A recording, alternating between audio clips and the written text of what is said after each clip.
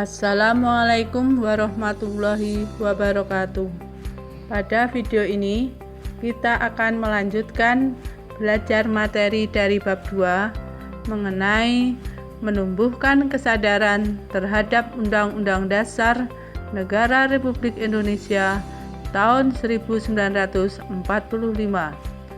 Pada video ini akan dibahas subbab pertama, yaitu kedudukan dan makna pembukaan Undang-Undang Dasar Negara Republik Indonesia tahun 1945. Untuk materi keempat, yaitu makna alinea pembukaan Undang-Undang Dasar Negara Republik Indonesia tahun 1945.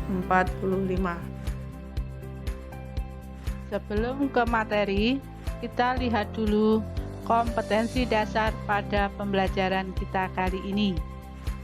Bisa kalian baca sendiri, ada 4 kompetensi dasar.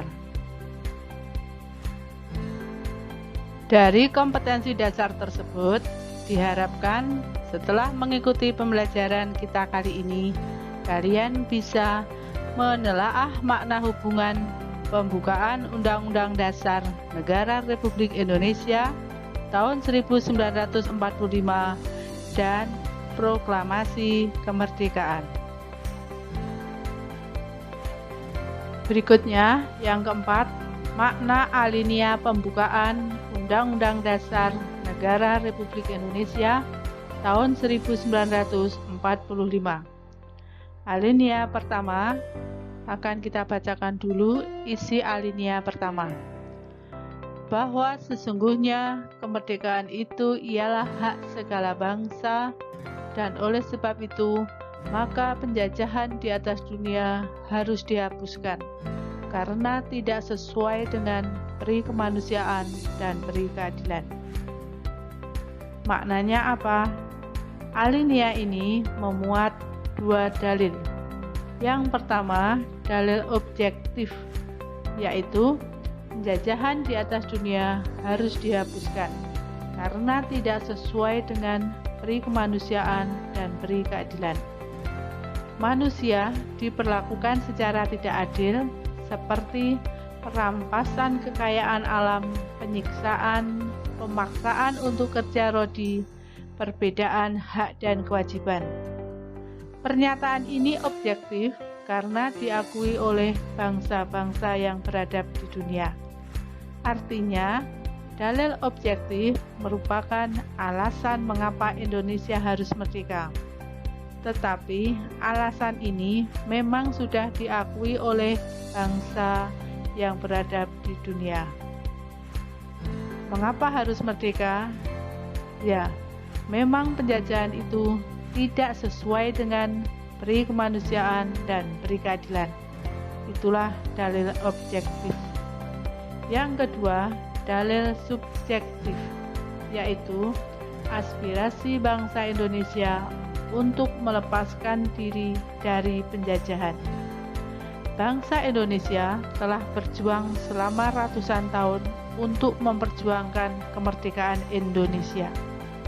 Perjuangan ini didorong oleh penderitaan rakyat Indonesia selama penjajahan dan kesadaran akan hak sebagai bangsa untuk merdeka.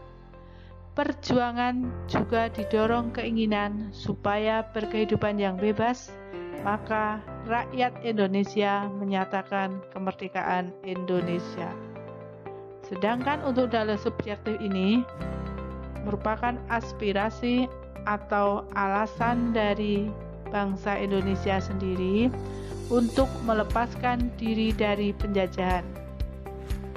Kalau dalil objektif tadi, alasannya yang memang diakui oleh bangsa-bangsa yang beradab di dunia.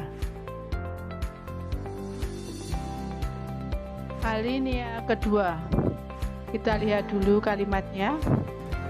Dan perjuangan pergerakan kemerdekaan Indonesia telah sampailah kepada saat yang berbahagia dengan selamat sentosa mengantarkan rakyat Indonesia ke depan pintu gerbang kemerdekaan negara Indonesia yang merdeka, bersatu, berdaulat, adil, dan makmur. Maknanya apa alinea kedua ini? Alinea kedua menunjukkan ketepatan dan ketajaman penilaian bangsa Indonesia. Yang pertama, bahwa perjuangan bangsa Indonesia telah mencapai tingkat yang menentukan. Kedua, bahwa momentum yang telah dicapai harus dimanfaatkan untuk menyatakan kemerdekaan. Yang ketiga, kemerdekaan harus diisi dengan mewujudkan negara Indonesia yang merdeka, bersatu, berdaulat, adil, dan makmur. Jadi, kemerdekaan merupakan awal untuk berjuang kembali menciptakan negara Indonesia yang merdeka, bersatu, berdaulat, adil, dan makmur. Berikutnya, alinea ketiga, kita lihat kalimatnya. Atas berkat rahmat Allah yang Maha Kuasa dan dengan didorongkan oleh keinginan luhur supaya berkehidupan kebangsaan yang bebas, maka rakyat Indonesia menyatakan dengan ini kemerdekaannya. Maknanya apa?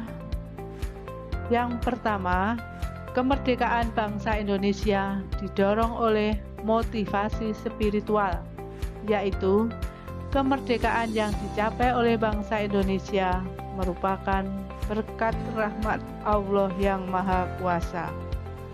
Yang kedua, kemerdekaan bangsa Indonesia memuat motivasi real dan material, yaitu keinginan luhur bangsa supaya berkehidupan yang bebas dari penindasan dan bebas menentukan nasibnya sendiri. Melalui alinea ketiga ini, bangsa Indonesia menyadari bahwa tanpa rahmat Tuhan yang Maha Kuasa, bangsa Indonesia tidak akan merdeka. Kemudian, yang terakhir, alinea keempat. Makna alinea keempat pembukaan memuat prinsip-prinsip negara Indonesia yang meliputi 1. Tujuan negara yang akan diwujudkan oleh pemerintah negara. Kita lihat mana yang menunjukkan tujuan negara Indonesia. Dari kalimat pembukaan, kemudian daripada itu untuk membentuk suatu pemerintah negara Indonesia yang inilah tujuan negara Indonesia.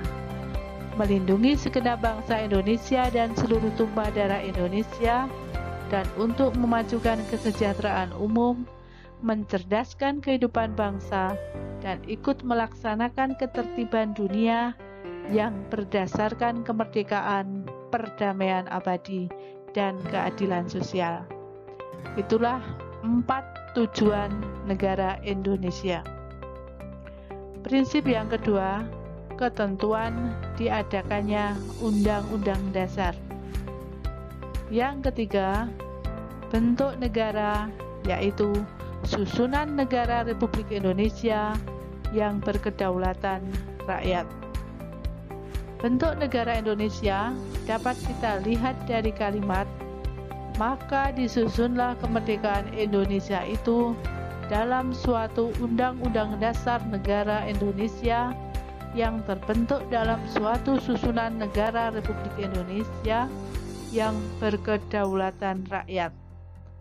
Itu menunjukkan bahwasanya prinsip bentuk negara dari Indonesia yaitu susunan negara Republik Indonesia yang berkedaulatan rakyat. Republik merupakan bentuk pemerintahan di mana pemerintah dipilih oleh rakyat. Artinya, di sini yang memiliki kekuasaan paling tinggi adalah rakyat. Ini merupakan prinsip bentuk negara Indonesia, yaitu prinsip demokrasi. Kemudian, alinea keempat ini juga memuat dasar negara Indonesia, yaitu Pancasila. Sudah jelas ya? di akhir kalimat dikatakan dalam pembukaan Undang-Undang Dasar dengan berdasar kepada. Dengan berdasar ini merupakan kalimat yang menunjukkan bahwasanya Indonesia memiliki dasar negara Pancasila, mulai dari ketuhanan yang Maha Esa, kemanusiaan yang adil dan beradab, persatuan Indonesia, dan kerakyatan yang dipimpin oleh hikmat kebijaksanaan dalam permusyawaratan perwakilan, serta dengan mewujudkan suatu keadilan sosial bagi seluruh rakyat Indonesia.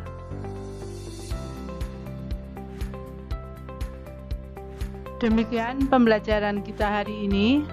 Kita telah mempelajari makna alinea pembukaan Undang-Undang Dasar Negara Republik Indonesia tahun 1945, mulai dari alinea pertama, alinea kedua, alinea ketiga, dan terakhir alinea keempat.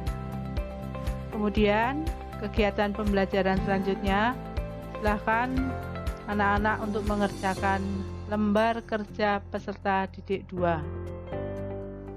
Setelah mengamati materi dalam video dan membaca buku PPKN kelas 8 halaman 31 sampai dengan 35, jawablah pertanyaan yang ada. Jangan lupa kirimkan melalui link yang ada. Selamat mengerjakan tugas, selamat belajar. Selalu jaga kesehatan. Sekian dan terima kasih. Wassalamualaikum warahmatullahi wabarakatuh.